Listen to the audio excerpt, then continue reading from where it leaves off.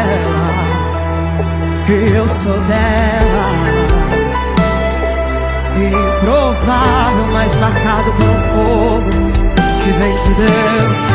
Porque fogo não queima fogo, fogo não queima fogo, fogo não queima fogo, fogo não queima fogo, fogo não queima fogo.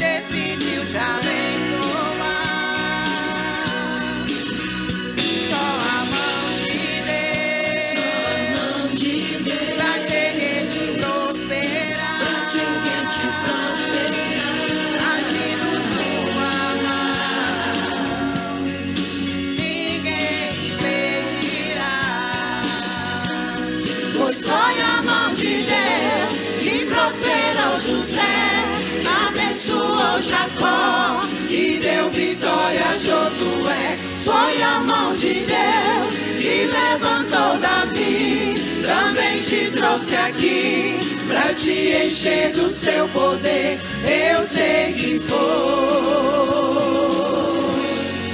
a mão de Deus.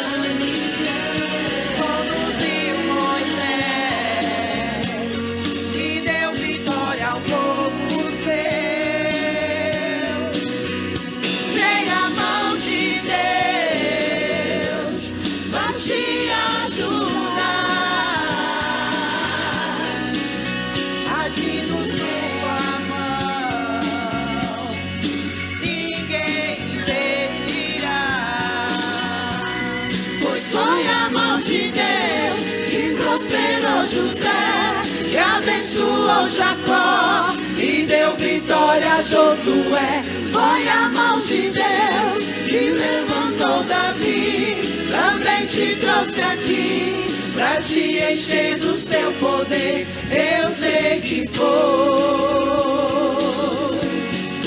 a mão de Deus.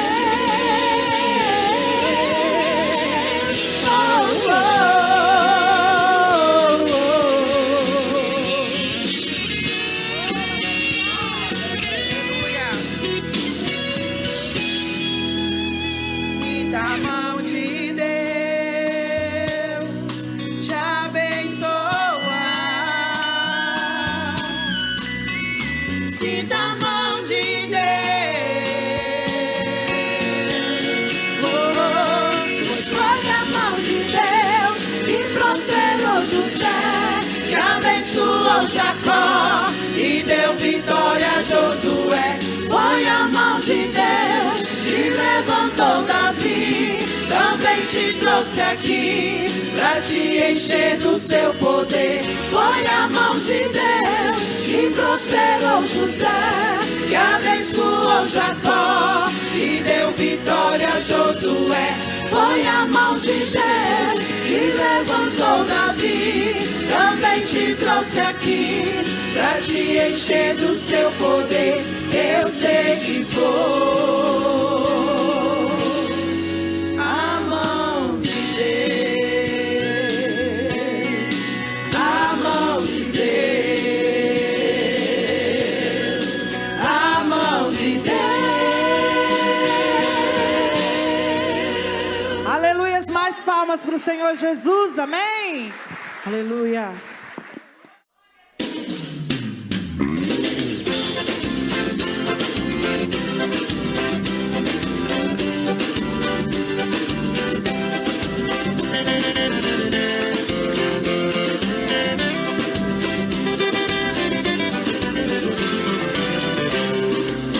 Segurou o ar,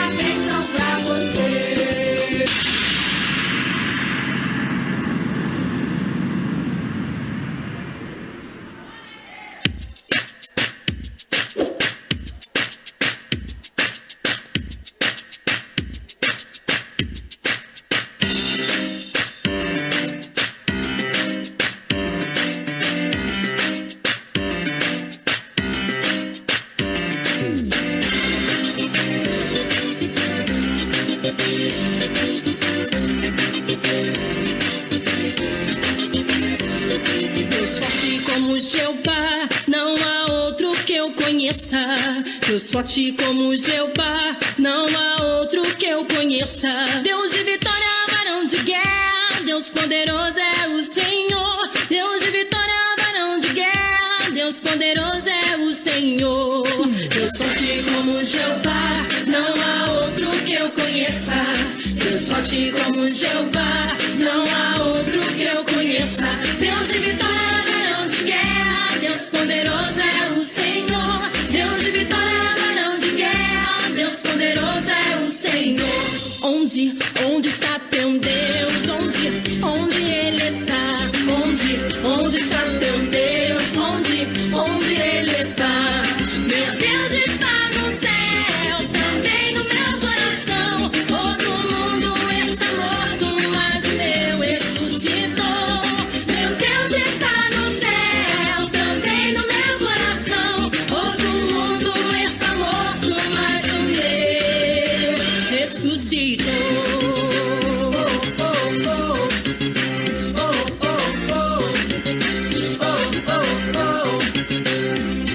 Deus forte como Jeová, não há outro que eu conheça.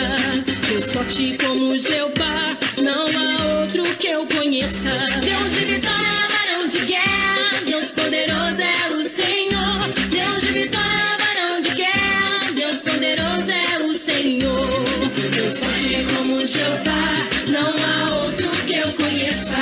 Deus forte como Jeová, não há outro que eu conheça. Deus de vitória, varão de guerra, Deus poderoso é o Senhor. Deus de vitória, varão de guerra, Deus poderoso é o Senhor. Onde está teu Deus? Onde Ele está? Onde está teu Deus? Onde Ele está? Meu Deus está no céu, também no meu coração. Todo mundo está morto, mas o meu ressuscitou. Meu Deus está no céu, também no meu coração. Todo mundo está morto, mas o meu ressuscitou. Livro de Romanos, capítulo de número 5, verso de número 3.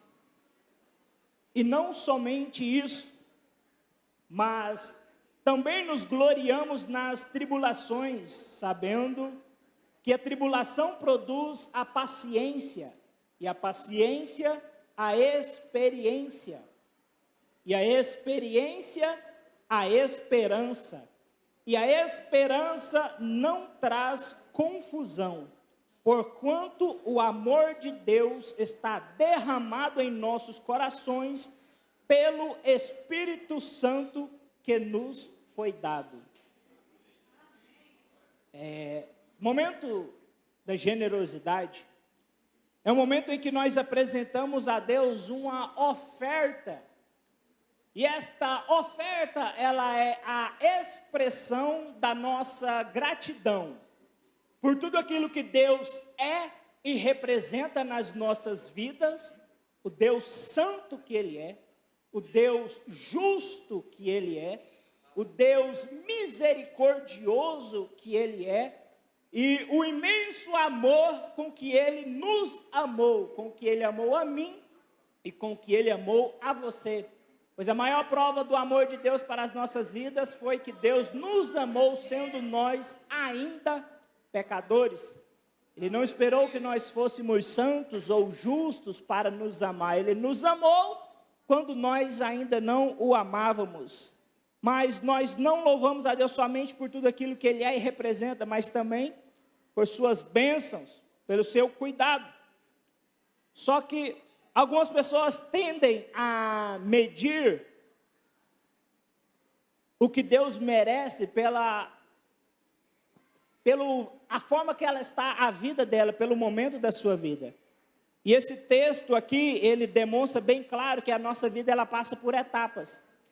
Há tempo que nós somos atribulados, há momentos que nós precisamos ter mais paciência, e a Bíblia deixa bem claro que todas essas etapas são necessárias na vida do cristão para que ele alcance a esperança. E uma esperança não em algo em vão, mas esperança no nosso Deus. Por que eu estou falando isso? Porque todos nós passamos por momentos difíceis, tempos de escassez. Nós passamos por um momento de prosperidade, de hora nós passamos por um momento de escassez. Mas os tempos difíceis, eles não inibem a glória ou a graciosidade do nosso Deus. Os tempos difíceis que nós passamos, eles não diminuem a glória de Deus ou apresentam a Deus como se Ele não fosse o maior ou soberano nas nossas vidas. Os nossos tempos difíceis não provam quem Deus é diante de nós, mas os nossos tempos difíceis provam quem nós somos diante do nosso Deus. Por isso o nosso fervor, a nossa gratidão, a nossa comunhão, ela não pode ser diminuída por causa de tempos difíceis. Muito pelo contrário, ela deve se tornar mais fervorosa, mais eficaz. Porque os tempos difíceis só provam a nossa fé. Porque a tribulação, ela produz paciência. A paciência, ela produz esperança. A paciência produz experiência. E a experiência produz a esperança. E tudo isso é necessário na vida do cristão. Então sempre quando você for apresentar algo a Deus, sempre quando você tiver a oportunidade de estar em um culto como este, não limite a sua adoração pelo como está o estado da sua vida, mas adore a Deus da plenitude que Ele merece, com toda a glória que Ele merece, com todo o louvor que Ele merece, com toda a exaltação que Ele merece. Cultue como se não houvesse um amanhã. Apresente a Deus o seu melhor, apresente o seu louvor, a sua adoração, a sua intercessão, apresente a sua oferta a Ele, porque o nosso Deus é merecedor de tudo quanto nós podemos oferecê-lo, e melhor ainda, Ele é infinitamente justo e merecedor. Então, vai estar passando aí os obreiros, colhendo as suas ofertas, colhendo os seus dízimos.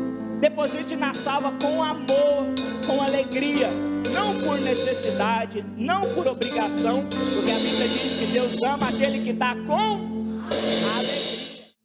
E hoje nós vamos falar sobre o ministério público de Jesus. E por 30 anos aproximadamente, nós aprendemos no domingo passado, que Jesus cresceu em sabedoria, estatura e graça diante de Deus e dos homens, conforme está em Lucas 2:52. E esses foram os anos de sua preparação. E agora, nós, no entanto, estamos chegando aqui no tempo em que ele vem emergir-se da obscuridade da carpintaria para a vida pública. E então, nós vamos ver que ele vai ser batizado por João, porque Jesus agora, ele vai para o sul, juntar-se com as multidões que ocorriam para ouvir João Batista e para ser batizado por ele. E o batismo de Jesus, ele foi um tipo de chamamento manifestado através da voz do Pai e da descida do Espírito Santo. E nós vamos aprender ainda dentro desse tema que eu estou falando, que logo depois dessa experiência, que é uma experiência dramática, ele foi cruelmente tentado pelo demônio, por Satanás, para cumprir aqui a sua missão. O inimigo tentou desvirtualizar o próprio Jesus, colocando dúvidas na sua identidade e depois tentando também contra o seu ministério. E nós vamos ver que depois da tentação, ele começou a proclamar as boas novas do reino e a fazer obras poderosas de cura para validar a mensagem. Como ele mesmo disse, o povo não vê milagres, não crerão nas palavras que eu prego. E ele logo também ficou sobrecarregado pelas pressões de sua obra, e a Bíblia vai mostrar que ele se fortalecia, tanto se retirando para orar, quanto também junto com os apóstolos, que ele chamou para estar com ele e compartilhar ali o seu ministério.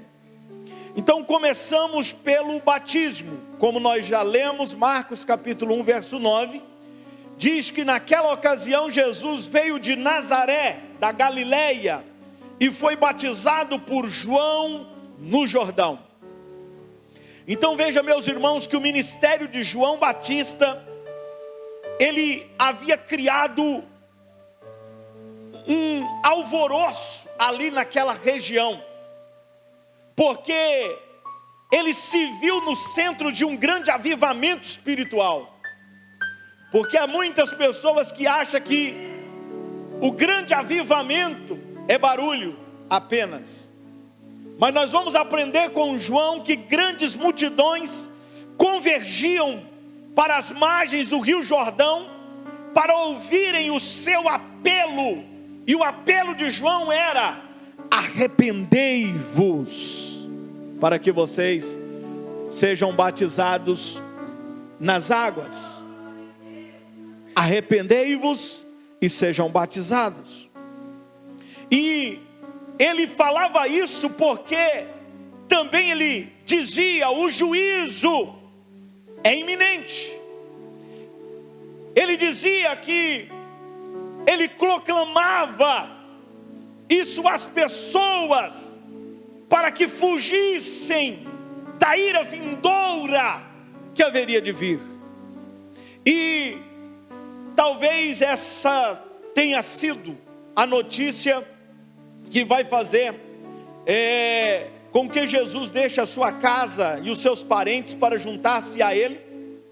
Claro que a gente sempre entende que ele vai caminhar segundo a agenda de Deus, porque tudo convia que fosse cumprido conforme Deus havia planejado desde a fundação do mundo.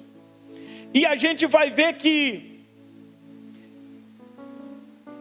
é surpreendente, porque a gente vê que Jesus se apresentou a João Batista para ser batizado, e no primeiro momento João tentou não fazê-lo, porque ele entendia que, como ele já tinha pregado, o que virá após mim é maior do que eu não sou digno de nem desatar as alpacras dos seus pés. E aí quando Jesus chega e diz: me batiza, ele meio que fala: peraí, eu que devo ser batizado por ti? Mas Jesus disse: não, é para que se cumpra o que foi dito, é para cumprimento. Agora também interessante, porque parece até meio estranho, né, que Jesus tivesse pedido para ser batizado, porque afinal o batismo de João era para arrependimento e Jesus não tinha pecado. Mas a gente vai perceber que ele está aqui se identificando com o seu povo, com as pessoas pelas quais a Bíblia vai mostrar que ele levaria os seus pecados. E também, como ele mesmo disse, é para que se cumpra o que foi dito antes de tudo isso acontecer. Então, em todas as circunstâncias, a gente vai entender que o batismo de João, ele era uma iniciação do remanescente que haveria de purificar tanto o seu povo como todos quantos ele iria alcançar em todo o mundo. E quando Jesus se ergueu das águas, a Bíblia diz que o céu se abriu, o Espírito desceu em forma corpórea de pomba, e a gente vê aqui em Mateus 3,17 que uma voz clamou diretamente do céu dizendo: este é o meu filho amado, em quem me agrado. E é interessante que essas palavras, elas unem aqui mais ou menos 2 textos do Antigo Testamento. Primeiro, quando diz: este é o meu filho amado. Aqui está ecoando o Salmo 2, verso 7, em que Deus ele vai declarar que o rei davídico, ele era o seu filho, o descendente de Davi.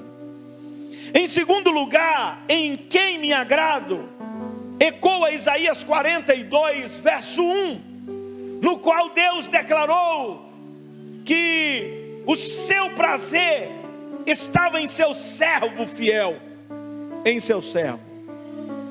Assim Jesus, ele foi declarado filho e servo de Deus, nestas 2 partes deste versículo.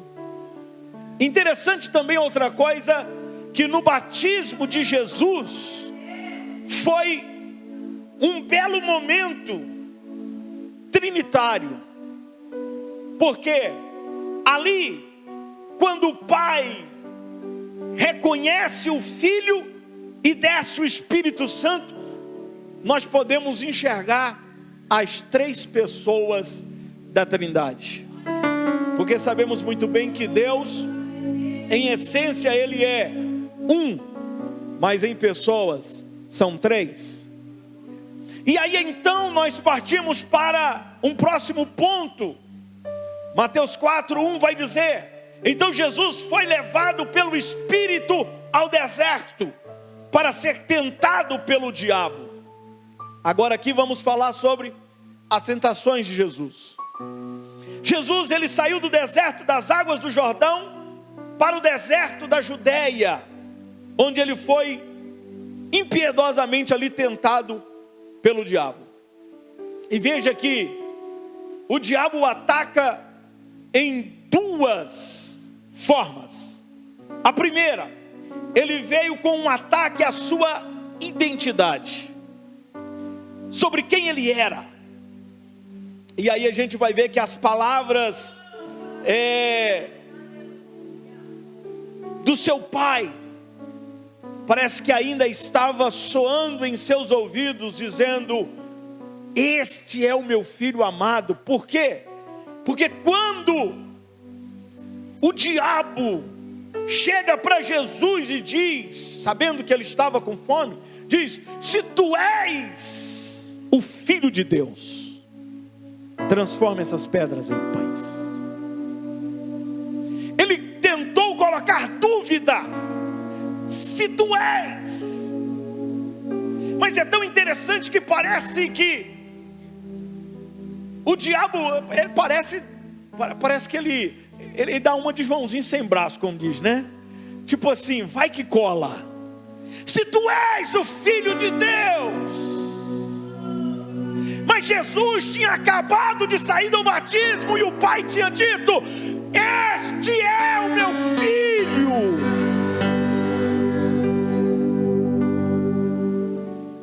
E aí é tão interessante que Jesus vai nos ensinar a importância do conhecimento da palavra. Você quer vencer o diabo, irmão? Conheça a palavra de Deus. Leia a palavra de Deus. Medite na palavra de Deus. Porque Jesus, ele vai usar a palavra lá de Deuteronômio. E ele vai dizer: nem só de pão viverá o homem, mas de toda a palavra que sai da boca de Deus. E qual foi a palavra que saiu da boca de Deus para Jesus? Tu és o meu filho.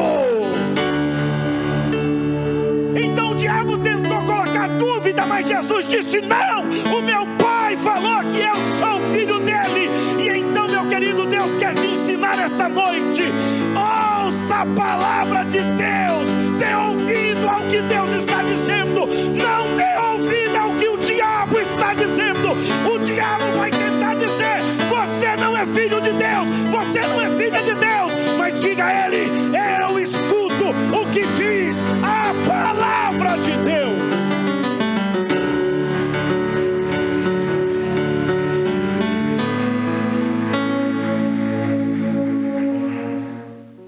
Isso nos traz ao coração a letra do hino que a irmã cantou aqui, o primeiro hino cantado. Eu preciso calar todas as vozes, menos a tua. Canta aí, irmã, vai.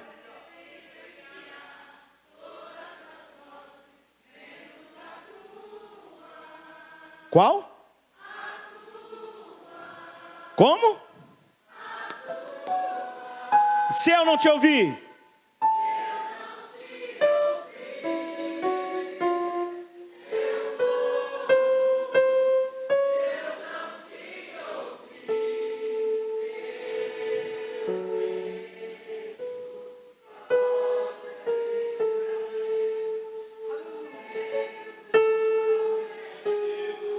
Tua voz. Se eu não te ouvir.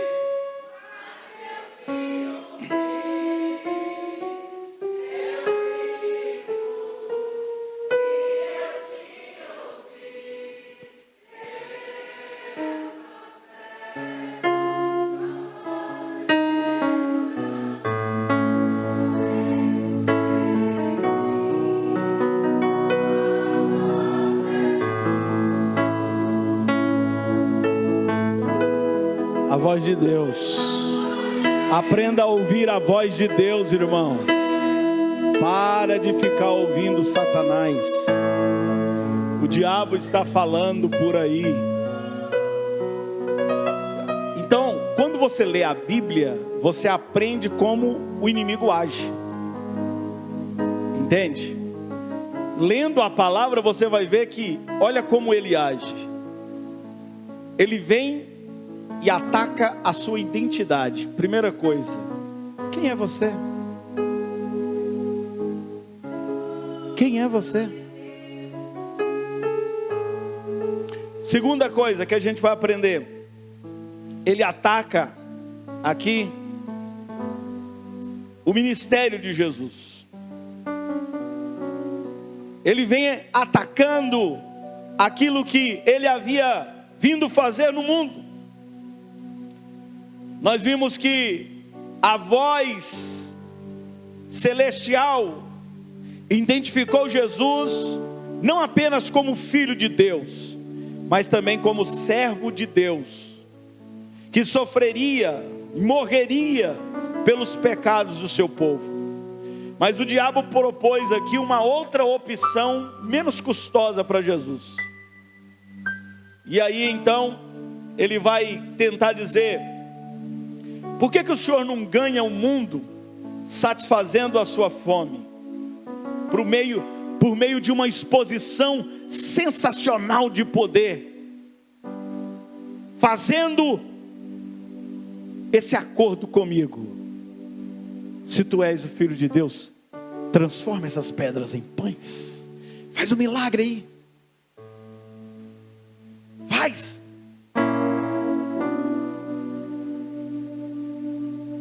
Irmãos,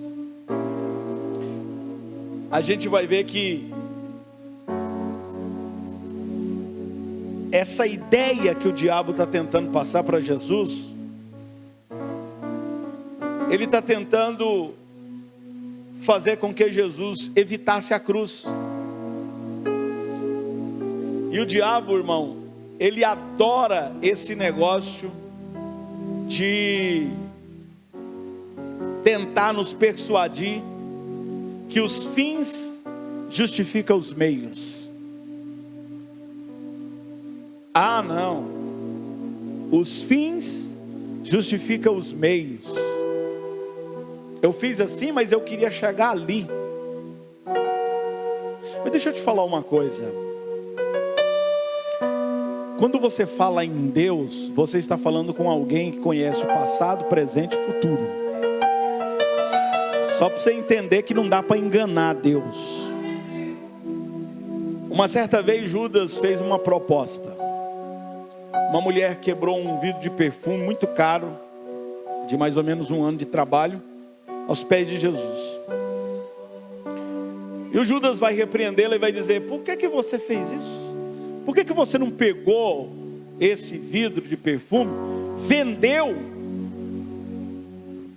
e deu aos pobres. E aí Jesus vai repreender ele dizendo: deixa ela. Os pobres vocês sempre têm eles convosco, mas a mim tem pouco tempo.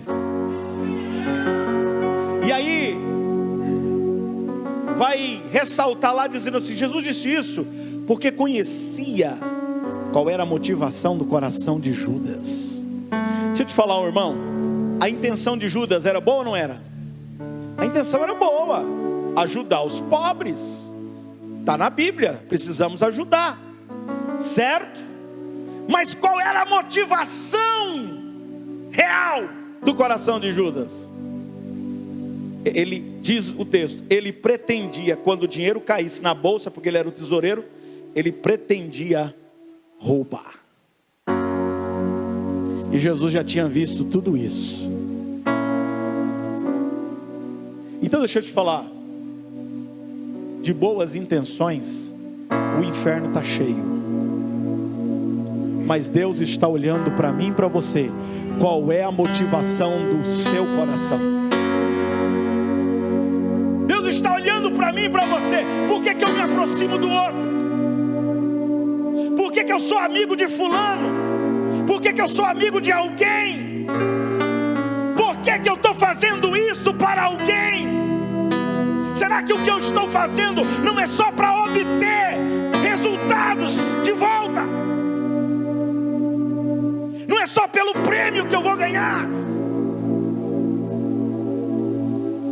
Ou você faz as coisas para as pessoas sem esperar nada em troca? Qual é a motivação do seu coração?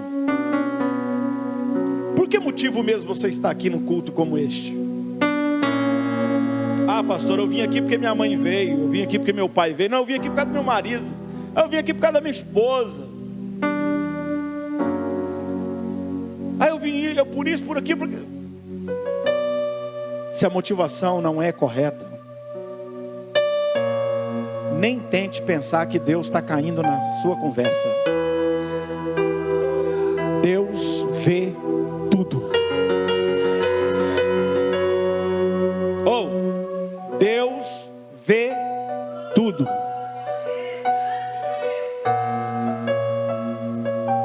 Quem está entendendo o que eu estou falando? Não adianta tentar enganar Deus. Deus sabe que muitas pessoas fazem o que fazem apenas para obter likes. Apenas. Deus vê que muita gente faz o que faz apenas para ser ovacionado, elogiado. Eu não estou dizendo que elogio é ruim, é bom quando a gente recebe, sim ou não? Mas esse não deve ser o motivo pelo qual fazemos alguma coisa. O motivo tem que ser puro, queridos. O motivo tem que ser correto. Quem está entendendo, diga glória a Deus. E aí então a gente vai ver que o diabo tenta fazer Jesus ir por um caminho mais fácil, e Jesus recusa a voz do diabo. Imediatamente, instintivo e veementemente, ele rejeitou cada uma das tentações. E Jesus deixou bem claro para Satanás que não havia nenhuma possibilidade de discutir, nem de negociar o que ele estava propondo. Porque a matéria, Jesus já havia aprendido ela, e como deveria responder à tentação: está escrito. Como é que você deve responder à tentação? Está escrito. Mas se você não conhecer, como é que você vai responder? Não tem como. Por isso que é importante o aprendizado, o conhecimento. Porque todas as vezes que o inimigo vier, você vai conseguir vencê-lo. E aí, a gente lê lá em Efésios capítulo 6, versos 10 a seguir: no demais, irmãos meus, fortalecei-vos no Senhor e na força do seu poder, para que possais resistir o dia mau, tendo revestidos de toda a armadura de Deus, estáis pois firmes. E aí ele vai falando sobre a armadura, e uma das armaduras que ele diz, que não é uma armadura de defesa, mas é uma armadura de ataque, é a palavra. É a palavra. Para vencer o inimigo, não é só se defender, você precisa atacar, mas com a palavra, com a ferramenta certa. E aí então nós caminhamos mais um pouco sobre o ministério de Jesus, chegando em Marcos capítulo 1, verso 14 e o 15, que diz: depois que João foi preso, Jesus foi para a Galileia, proclamando as boas novas de Deus. O tempo é chegado, dizia ele, o reino de Deus está próximo, arrependam-se e creiam nas boas novas. Essas palavras, elas são de particular interesse, porque são as primeiras palavras registradas de Jesus em seu ministério público. Em parte porque a gente vai ver que Marcos, ele as chama duas vezes de boas novas. E aí, assim, o que era o evangelho segundo Jesus, ele agora considera em uma declaração seguida de uma convocação. E a declaração diz respeito à vinda do reino. Mas a gente sabe que Jeová sempre reinou sobre tudo.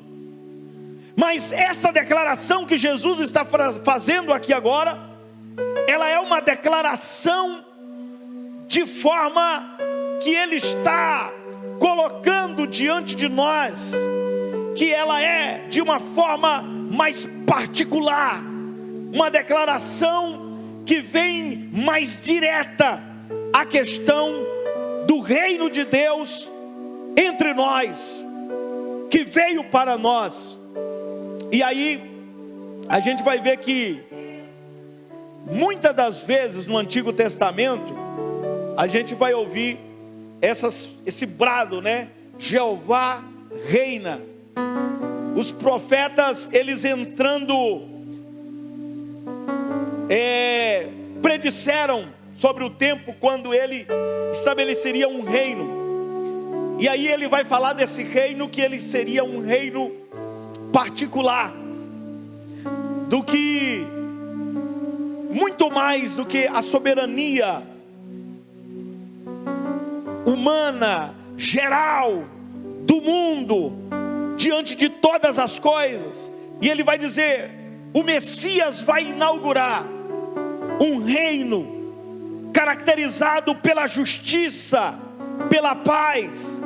Ele se estenderá por todo o mundo, ele permanecerá para sempre, e ele oferecerá para nós uma vida e uma nova comunidade, que não é composta apenas por judeus, mas é composta por todas as famílias da terra. Jesus vai levar isso bem mais ampliado, e ele vai mostrar que as boas novas, elas eram aquilo que esse reino haveria de suscitar. Jesus não disse que ele havia chegado totalmente, mas ele vai dizer que a sua plenitude ainda estava por vir.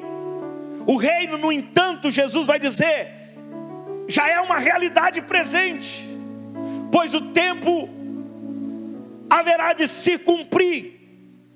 E agora ele está inaugurando esse reino. E além disso, as pessoas, disse Jesus, poderiam receber o reino e além de receber, entrar no reino. E ele vai falar que o modo de fazê-lo era se arrepender e crer. Ou seja, Jesus está dizendo, vocês precisam abandonar decisivamente todo pecado conhecido e voltar-se em fé e em compromisso para comigo, o rei deste reino. Essa primeira proclamação do evangelho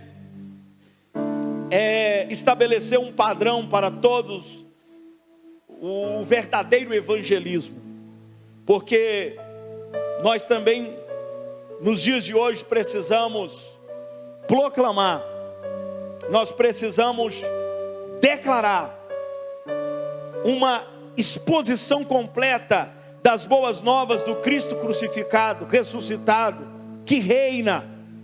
Quando nós estamos evangelizando e fazemos uma convocação a essas pessoas para que elas venham a Jesus, então é necessário a exposição do evangelho e a exortação sobre é necessário arrepender-se e crer no evangelho. É necessário. Não tem como você pertencer ao reino de Deus se você não se arrepender. E nós falamos na semana passada sobre a palavra arrependimento, que é metanoia, mudança de mente. Porque talvez até um certo tempo antes de conhecer Jesus, você só conhecia a cultura mundana, o jeito mundano de ser gente. E esse jeito mundano de ser gente, ele é um modo errado, é um modelo errado. E Jesus, quando ele vem, ele não inaugura uma religião, mas Jesus, ele traz um estilo de vida.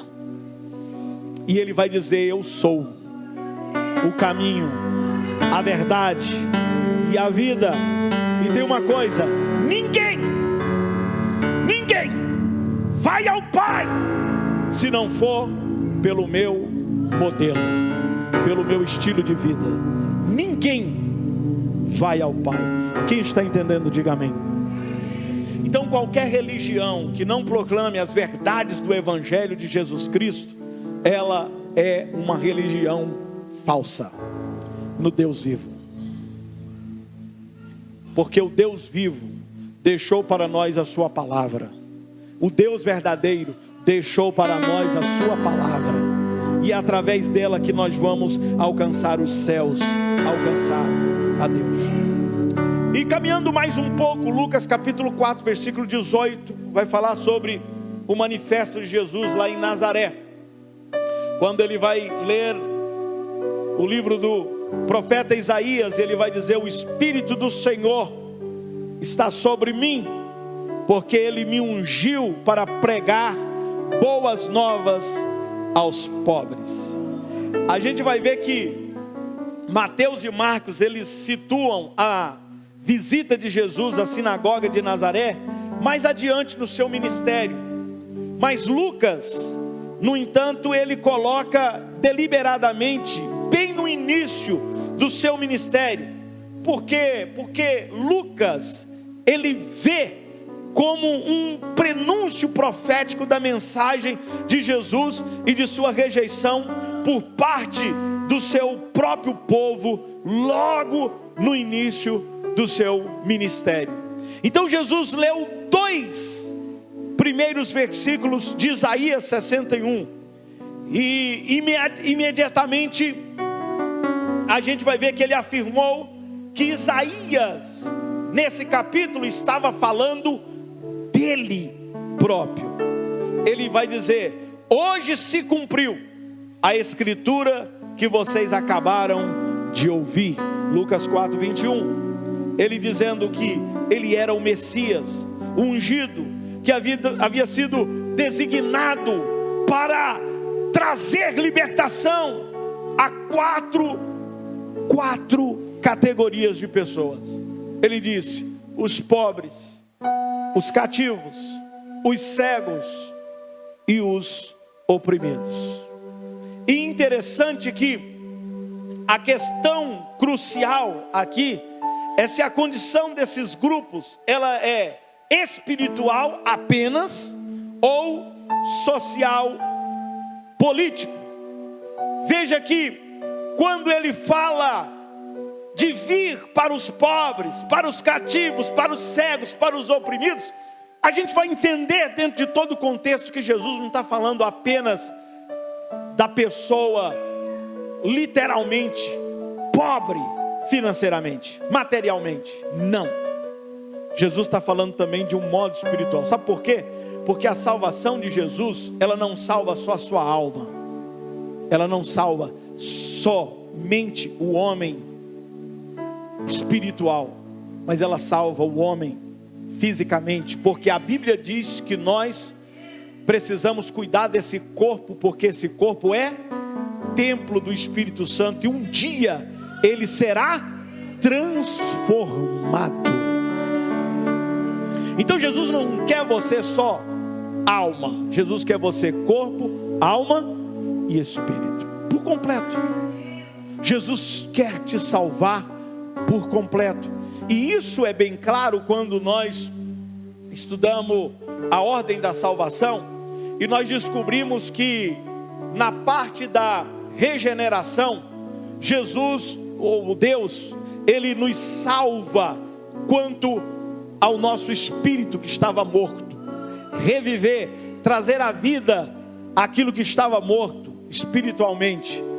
E quando você lê sobre santificação, você vai ver que agora Ele está trabalhando a salvação, como diz Paulo, trabalhai a vossa salvação. Já é um modo contínuo aí, é um modo que ele vai acontecendo no decorrer, porque instantaneamente fomos salvos no espírito, mas agora estamos sendo salvos na alma, e é o processo da santificação.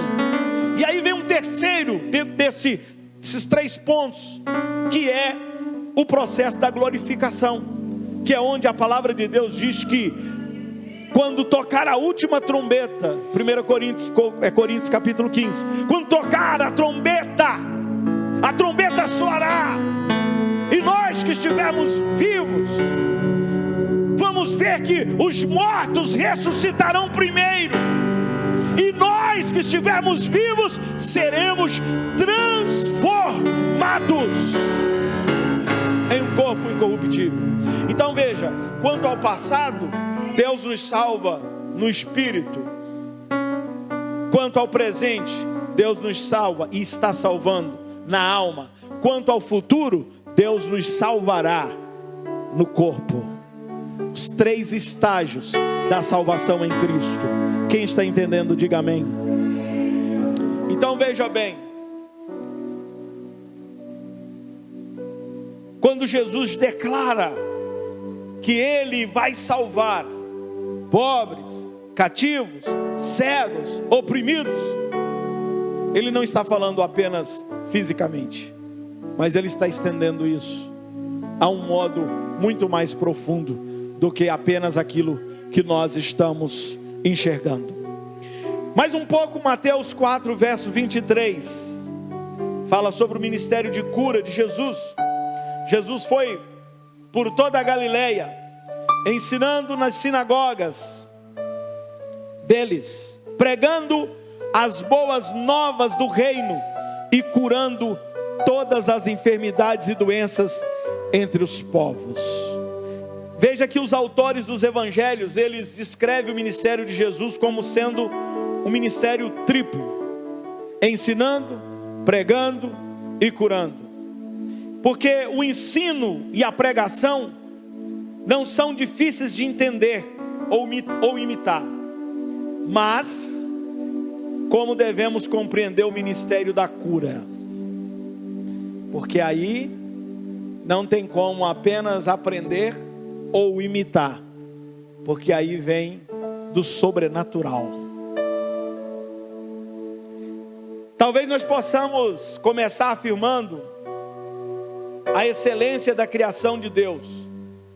Isso para dizer que a doença não era parte da intenção original de Deus para o mundo, e tampouco ela será parte do seu propósito final, porque a Bíblia vai dizer que no novo universo não haverá doença, nem dor, nem morte, nem lágrimas, conforme está em Apocalipse capítulo 21, verso 4. Então, como as enfermidades e a morte são intrusos, estranhos no mundo, que Deus criou de uma forma boa, a gente vê aí tantos médicos no seu dom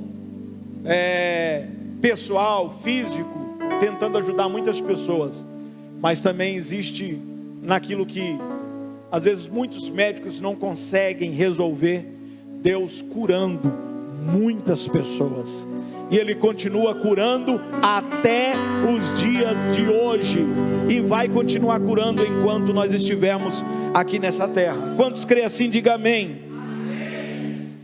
Agora, Marcos capítulo 1, verso 35, vai falar sobre a vida de oração do Senhor Jesus, que vai dizer assim, de madrugada, quando ainda estava escuro, Jesus levantou-se, saiu da casa e foi para um lugar deserto, onde ficou orando. É interessante, irmãos, a gente entender que é difícil às vezes a gente imaginar o nível de existência desse ministério triplo de Jesus, né? Marcos nos dá um resumo de um dia comum em Cafarnaum, e aí esse dia já começa com Jesus ensinando. Jesus deixou seus ouvintes impressionados com a sua autoridade, com o que ele falava. A notícia sobre ele se espalhou rapidamente por toda a região da Galileia, e a Bíblia vai mostrar que, de modo que multidões vinham ao seu encontro para receberem o seu ensino e para serem curados. E aí aqui o texto, o versículo que nós lemos, mostra que naquela noite, depois do entardecer, quando a cidade se reuniu à porta da sua casa, verso 33, ele curou os enfermos, né? E aí, de repente, ele deve ter se esgotado, porque Jesus era 100% homem, 100% Deus. Como homem, ele se cansava. E aqui nós estamos vendo que Jesus estava cansado. E aí a pergunta é que, horas que Jesus foi deitar, já estava bem tarde, ele já estava cansado. E aí a gente vai ver que ele escolhe um momento e ele sai para orar. E aqui a gente aprende uma coisa muito importante, que as fadigas da vida, muitas delas, nós não vamos conseguir resolver com nenhum analgésico, com nenhum remédio. Nós estamos vivendo uma era de pessoas viciadas em remédio. Remédio para dormir, remédio para acalmar, remédio para ansiedade, remédio não sei para quê, não sei para quê, não sei para quê, não sei para quê, um tanto de remédio. E a palavra de Deus nos ensina que Jesus, quando estava nesses momentos de tensão, de cansaço, ele se retirava para orar. E ele voltava revigorado. Quem está entendendo o que eu estou falando? Então deixa eu te dar um conselho. Quando você estiver vivendo uma situação tensa, não vai tomar remédio primeiro, não. Vai orar. Vai buscar a Deus. Porque Ele cura. Ele cura. Quantos creem que Jesus cura? Ele cura. A Bíblia chega a nos mostrar, quando Jesus fala sobre ansiedade, Ele diz: não fiqueis ansiosos. Porque a ansiedade é a pessoa preocupada com o amanhã. A depressão é a preocupação do ontem, do passado. Ansiedade é preocupação do futuro. E Jesus diz: vocês não precisam ficar ansiosos pelo amanhã, porque vocês não sabem se o dia de amanhã vai chegar para vocês. Então, em vez de ficarem ansiosos, se entregue, coloque tudo na minha presença, entrega tudo nos meus pés, coloque nas minhas mãos e despreocupe-se, porque o amanhã Deus vai cuidar.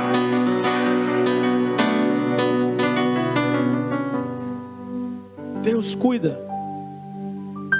O seu amanhã, Deus cuida. Você precisa confiar mais em Deus. E é interessante que Ele ainda vai deixar para nós, dizendo: olha, vocês estão preocupados com o que vai vestir amanhã. Olha os lírios do campo, não tecem, e contudo, nem Salomão, em toda a sua glória, se vestiu como um deles. Porque quem cuida deles? O Pai que está no céu. Não se preocupe com a vez de comer. Quando você estiver preocupado com o que é a vez de comer, olha para os pássaros. Eles não plantam, não cegam, não guardam em celeiro. Mas contudo você nunca viu um passarinho morto de fome, a não ser aquele que vocês prendem lá na gaiola. Mas se estiver solto, ele não morre por falta de comida. Sabe por quê? Porque o vosso Pai que está nos céus cuida dos passarinhos. E Ele quer dizer para mim e para você nessa noite: se Ele cuida dos passarinhos, se Ele cuida dos lírios do campo, quanto mais de vocês, Ele vai cuidar de você, meu irmão.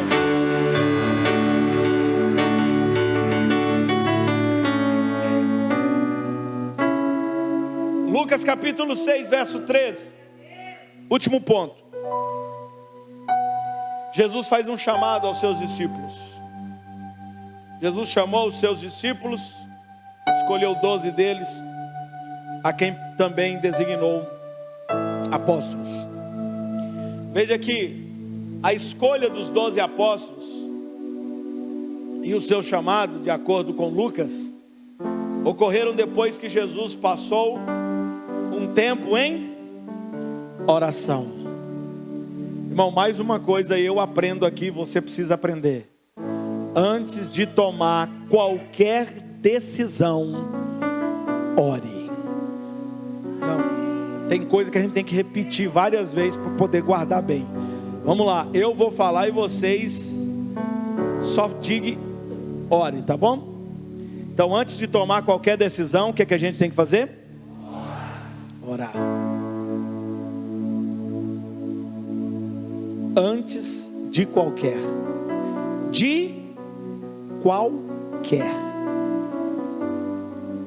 Ore. Quando levantar de manhã, ore. Quando for fazer qualquer tarefa do dia, ore. A Bíblia vai chegar a dizer para nós orar sem. Então toda hora, irmão. Ah, pastor, mas para mim orar tem que ajoelhar, fechar o olho, senão Deus não escuta não. Quem falou para você? Você pode estar lá lavando as vasilhas e orando. Eu mesmo lá em casa, quando chega dia de final de semana, às vezes um dia que se eu estiver em casa, aí eu dou aquela força para minha esposa, porque vocês sabem que a lenha tem que ser colocada para que o fogo pegue. Então vou ensinar os homens que estão aqui hoje, que se você quer agradar a sua esposa, comece lavando as vasilhas logo cedo. Limpe a casa, arrume Pastor, que isso? Que isso? Não, irmão. Ela não é sua empregada, ela é a sua esposa. Tá ouvindo aí, meu bem? Cadê ela? Querendo marcar um ponto aqui, mas ela não tá aqui. Mas ela tá ouvindo, ela tá ali. Escute. Ore. Antes de qualquer coisa. E Jesus orou antes de escolher os 12. E ele evidentemente, sabia que uma decisão de grande importância estava para ser tomada. Porque os 12, eles deveriam cumprir um papel especial no futuro. E 2 pontos aqui são especiais, dignos de nota. Primeiro, Jesus escolheu 12. Ele já tinha um número de seguidores, vários discípulos, mas no meio desse grupo maior, ele selecionou 12. E ele sabia que não podia haver dúvida de que esse número que ele iria escolher de discípulos, eles precisavam ser escolhidos de uma forma deliberada, intencional. Ele viu os 12 apóstolos como o equivalente às 12 tribos de Israel. E ele e os apóstolos juntos formaram um núcleo do Israel novo, purificado. Agora, a mais impactante característica da lista de apóstolos, né? E dessa extraordinária diversidade que Jesus chama para esse grupo, um exemplo dramático aqui é o fato de Mateus. Quem era Mateus?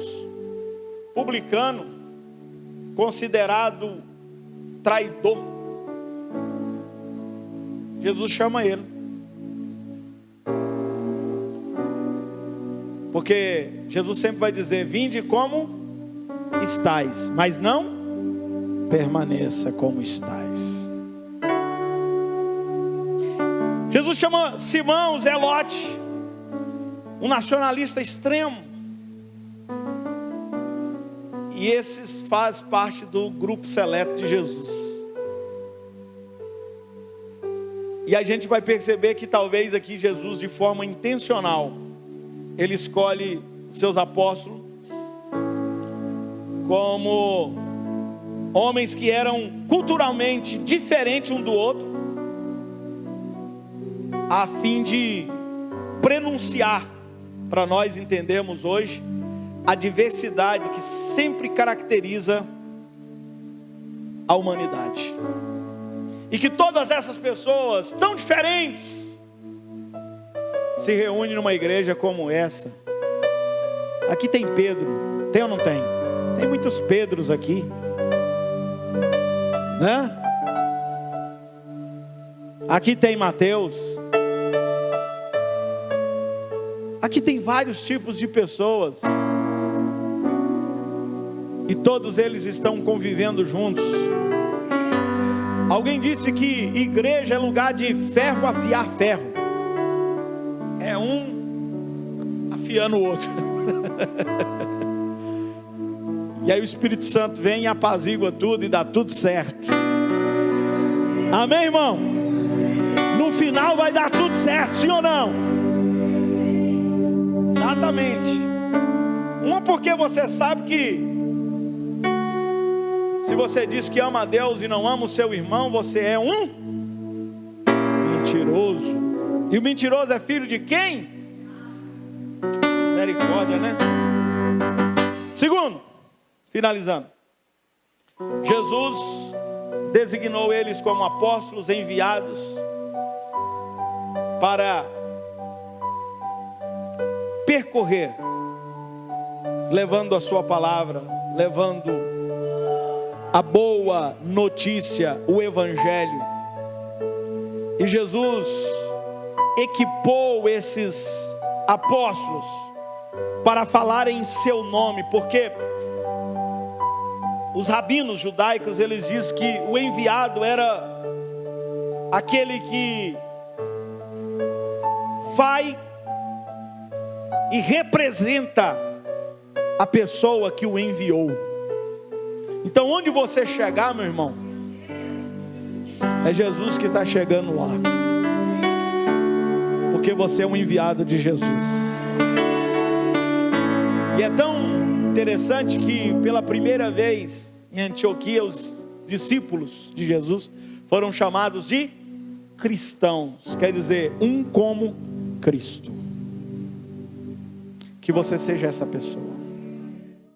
Não consigo parar, é labareda de fogo, é labareda de fogo, é labareda de fogo. É fogo puro, é por isso que eu não mudo e não paro de adorar. Brisa de fogo.